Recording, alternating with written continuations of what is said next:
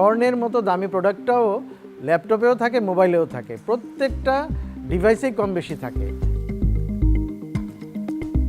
যদি 1 ton মাদারবোর্ডকে recycle করা হয় তাহলে 700 থেকে 800 গ্রাম স্বর্ণ পাওয়া যায়।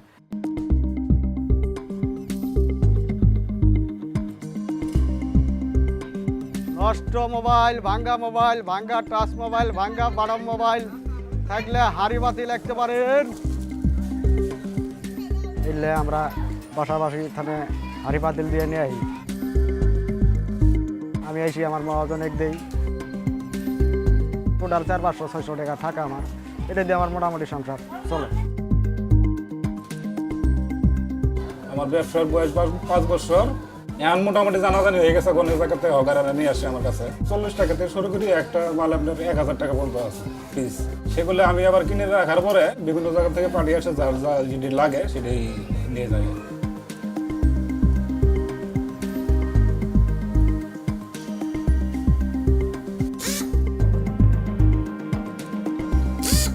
একটা ল্যাপটপকে আমরা যখন খুলে ফেলি, ভাঙে, আলাদা আলাদা করি, সেখান থেকে 17 থেকে 19 রকমের আইটেম পাওয়া যায়।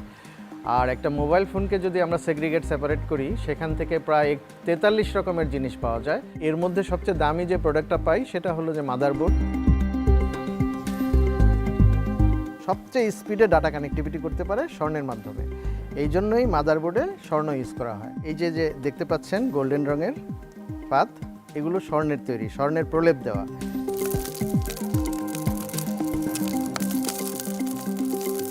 যে ল্যাপটপ, মাদারবোর্ড এবং ডেস্কটপ ফেলে দেই আমরা, যত্রতত্র ফেলি, সেগুলো তো এরকম স্বর্ণের প্রলেপ থাকে।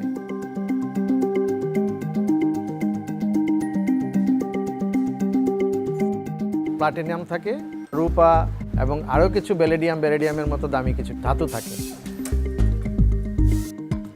এগুলো আমরা এক্সট্রাক্ট করার মতো যে টেকনোলজি বাংলাদেশের নাই এটা, এই জন্য এই মাদারবোর্ডটা আমরা বাইরে এক্সপোর্ট করি, বিশেষ করে জাপানে এবং দুবাইতে আমরা এক্সপোর্ট করি।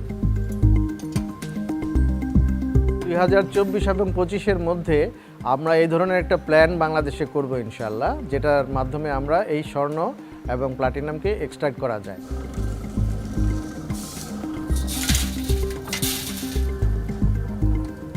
লোহা, তামা, তারপর জিঙ্ক, এগুলো আমরা লোকালি সেল করি।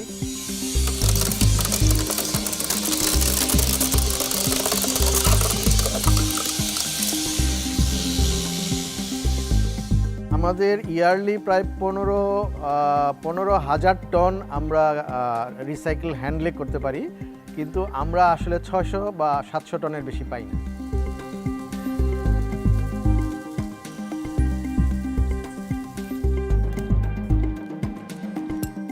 এখানে আবার হ্যাজার্ডাস বিভিন্ন ধরনের প্রোডাক্টও থাকে, এটা যদি যেখানে সেখানে ফেলে দেই পরিবেশেরও অনেক ক্ষতি হবে। এই জন্য প্রত্যেকেরই উচিত যে কোনো রিসাইক্লারের কাছে এটা পৌঁছে দেওয়া। পৌঁছে গেলে সেই জিনিসটা থেকে অনেক অর্থনৈতিক উন্নতি হবে, পরিবেশের দূষণ থেকে দেশ রক্ষা পাবে।